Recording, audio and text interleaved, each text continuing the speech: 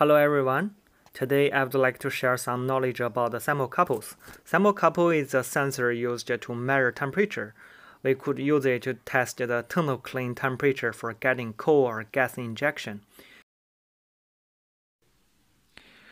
In brick factory, basically we have four types of thermocouples: K-type, high K-type, R-type, and S-type.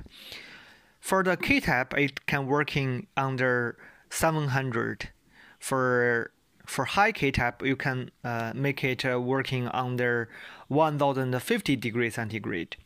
For R-type and S-type, you can make it work under 1600 degrees centigrade. In China, we burn the bricks basically from 1000 to 950. Russia sometimes also from 1050 to 950 degrees C. But in some countries like Bangladesh or India, you are using it totally clay or sand, then the temperature will be high. Sometimes you have to use R-type and S-type. We don't want to use R-type or S-type thermocouples because the price R-type and S-type is 6 times, 5 times, even 10 times than K-type and high K-type thermocouples. But you have to use it because in the firing zone, the temperature sometimes is more than 1200 or 1100. This is very rare. Basically, it's 1100.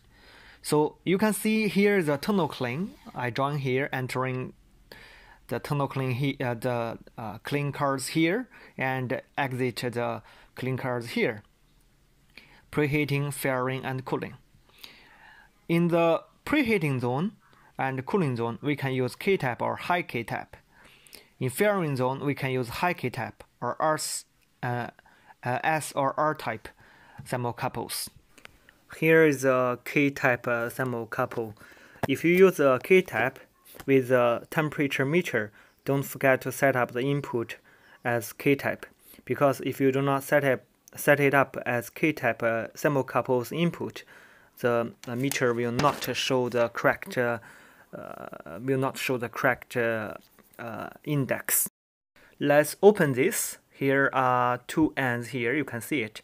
Positive electrodes and negative electrodes. Don't mess up, otherwise it won't work. And now let's open this one. You could see there are ceramic sleeves or protectors. This makes sure two wires not touch each other except the welded junction. Most of the time, when the welded part broken, it doesn't work. Let's check this one.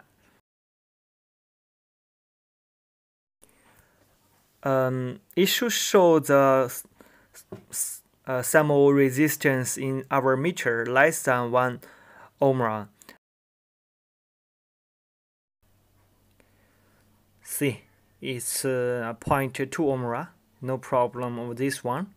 If it shows more than 1 ohms, it means it is not connected and broken. Then how do you buy thermocouples? For example, if you want to buy one thermocouple for your factory for thermocline measurement, then you have to tell the supplier, number one, what is your tube diameter. Sometimes it's 16 millimeter, sometimes it's 20 millimeter, sometimes it's 18 millimeter. This is a tube diameter. You have to tell them. And number two, you can tell them that what kind of wire diameter you want. Basically, the thicker the better. This is the wire diameter. There are two metals. They have the thickness. I see some thermocouples are very cheap. They only give 0.5 millimeters. These are not standard. This is very bad. You cannot use it for a long time. At least you give 1 millimeter or 1.5 millimeter for the wire diameter, and then you have to tell them what is your protecting shell material. sometimes it is steel, sometimes it is ceramic. Then you can buy a thermocouple.